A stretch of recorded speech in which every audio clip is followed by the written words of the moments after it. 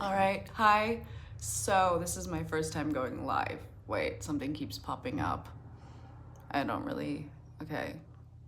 Some things keep popping up on my phone. So I'm going live now because if I don't get this out and my thoughts out, I probably don't have time to film long format videos right now because I think I'm working 16-hour days just working on the business, getting that started up, also trying to feed my family and myself as nutrient dense as possible and just do all of these things. So I wanted to talk today about my thoughts about food and what I like to eat, since a lot of my short content is currently about me cooking, because it's kind of documenting what I'm eating, because that's really important for me, because I think our nutrition is some of the most important things we can do, because it's, for me, it's our fuel for our bodies. So if we are not taking care of the fuel that we put in our body, I don't think we can perform in our optimal state.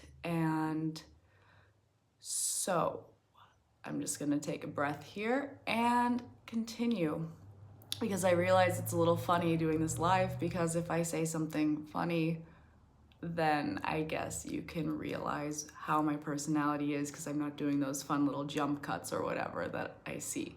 So this is just a way to get what I want to talk about out. So I realized when I was thinking about my food philosophy that it started a lot when I was a kid. I spent a lot of time with my grandmother, and she was really traditional, old school Mexican, because she grew up in Mexico in a very small town where, I think they would walk through the forest with a donkey to go collect food at the local market. So my grandma was really traditional about eating.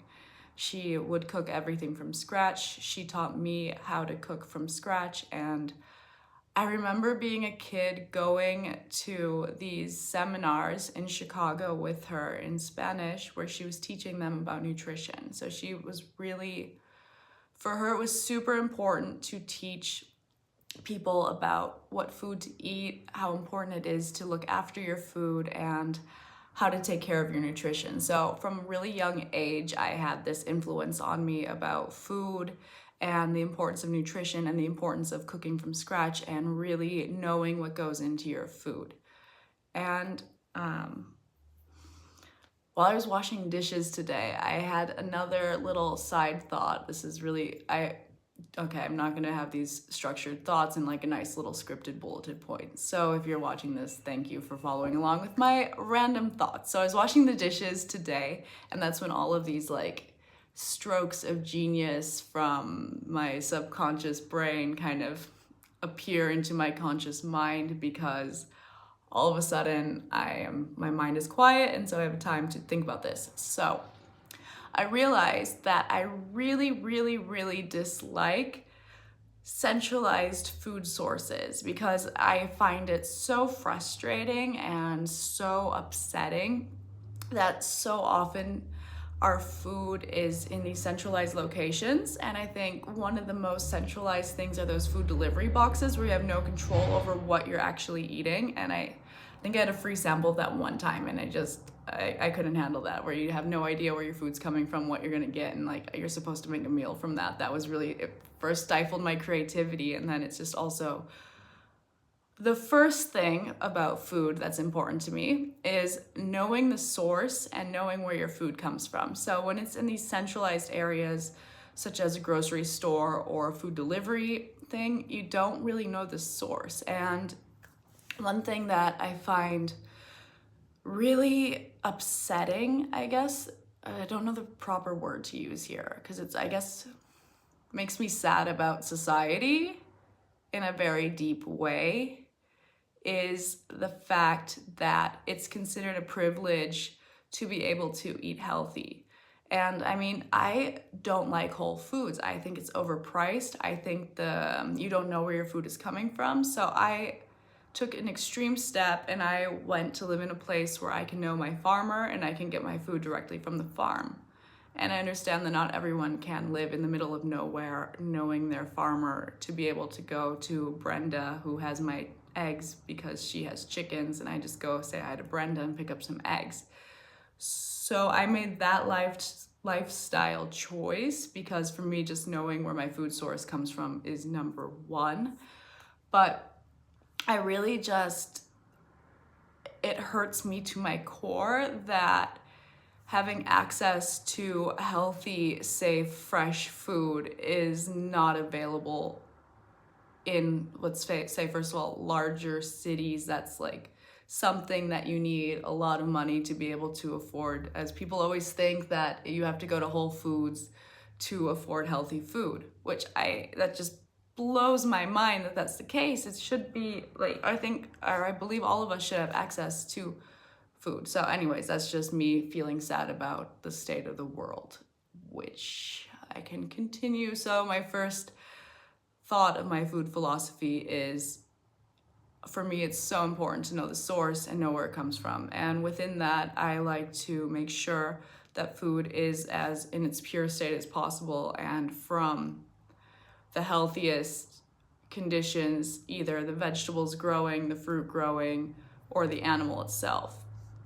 So like, there's so many, what's the right term? There's so many, not dichotomies, contradictions with food, because you can be eating salad and lettuce, but if you don't know the nutrients of the soil that the lettuce grew in, or all the chemicals or pesticides on the lettuce, that lettuce could not really be as nutrient dense as you want it to. So I think what I want to say here is, the second thing is, I like to eat things that are local and seasonal, because then you know it's in its prime freshness. And again, it's more of that decentralized food that I think is super important to go and eat, where you know the source, or at least you're as close as possible to the source. So if you're in a city, you can go to markets where they have farmers who bring it in. Or one really cool thing that I've discovered, especially for milk, is you can get milk delivered. But the thing I don't like about that is I don't like the shipping cost. So I wish I could get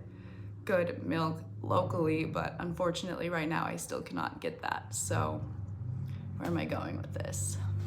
So yeah, so for me, from my grandma's influence, it was cooking from scratch, making all your sauces and everything, and learning to just really pay attention of what you put into your body, what you are consuming. For me, I don't like the word diet.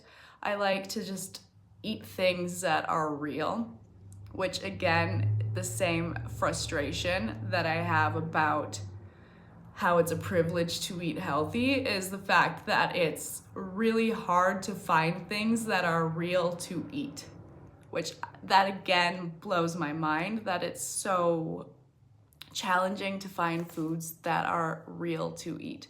So for me, that's just the closest to real as possible, or real. So like, if you eat a carrot, that's a real thing, it's a carrot. Or if you eat a steak, that's a real thing, it's a steak. Or a glass of milk. I don't really like these processed foods that come packaged.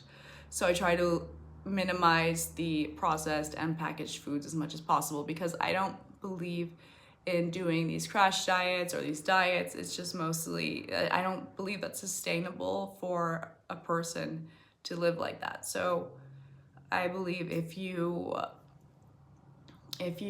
just eat things that are real, you don't have to overthink things, because I feel like so many people are overthinking their nutrition and diets, and they overcomplicate it, and then they get confused and they don't know what to eat, and then they don't know. And it's just, I do strongly believe what we put into our bodies is very, very important, and that's what fuels us. So that is, I guess, a quick summary of my food philosophy of eat natural, natural real foods, because it's just, okay, so the other day I was at the grocery store and I just found out this really sad information about farmed salmon. I didn't know that they added pesticides and petroleum-based dyes to the salmon, so because they don't eat the krill, so then they don't get the nice salmony color.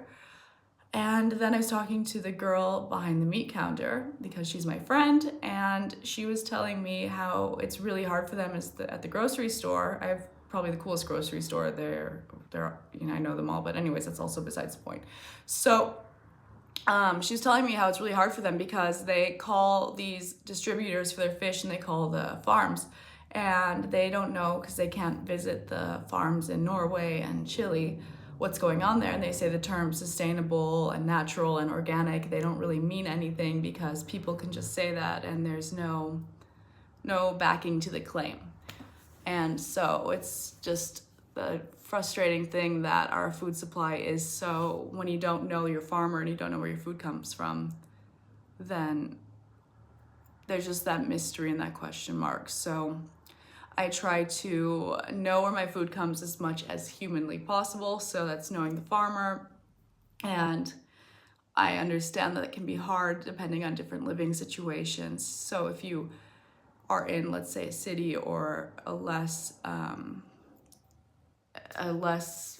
don't want to say privileged perspective, but like it's harder to make your food go for what you're spending for it, then I would say eat very high nutrient dense things. So one thing we do is I know my farmer for my cow, we buy a whole cow and we put in the freezer. So therefore I eat that whole cow and that lasts my family for about half a year with that one cow. And then you can eat the food from that and it keeps you full longer. So high nutrient dense items, so you don't have to keep buying food all the time, because if you eat food with lots of nutrient density, you feel satiated longer, and you also have your health, and it's just a positive cycle compared to skimping on food, having to eat unhealthy food that is stripped of its nutrient quality, stripped of its nutrient density, and then you're constantly hungry. And another thing, speaking of that, is I don't go out to eat really. I like to cook everything at home. And so that way we save money by cooking at home, and we can make sure that we have the best quality food. Because when you go out to eat, I notice I don't feel full when I eat the food there. It doesn't have the same nutrients, it doesn't have the same quality. Because if you think of a restaurant, the restaurant business has to make money, the food distributor has to make money, and the food producer has to make money. So there's all these different people who have their interests in making money, and I don't necessarily think that the interests are there for the consumer who wants to eat food that you're necessarily going to have probably the best quality food that's in front of you, because there's all these other people who are interested. So that's, I guess, where I'm coming from. It's just eat real things, try know as humanly possible where the real things are coming from, support straight from the farmer if possible your food buying decisions. Don't eat things that are ultra processed, and that's one thing I really see pushed right now, all of those powders, all of those superfood miracle things. I don't eat those. I just try to eat what grows locally here for me, and that's about it. I don't try to overcomplicate it or stress it, because it's just good quality things, as fresh as possible and as natural as possible. And I hope that can help some of you, or if that's useful, because I realize if I'm making videos about my cooking, I should probably explain what my philosophy about cooking is. So I'm going to go now, and thank you for watching this, and I will see you later. And if you enjoyed this, please let me know more thoughts that you would like to do, or if you think I should structure my thoughts a little bit better, and see you around. Okay, now I have to figure out how to turn this thing off, which I think that's here. Yes.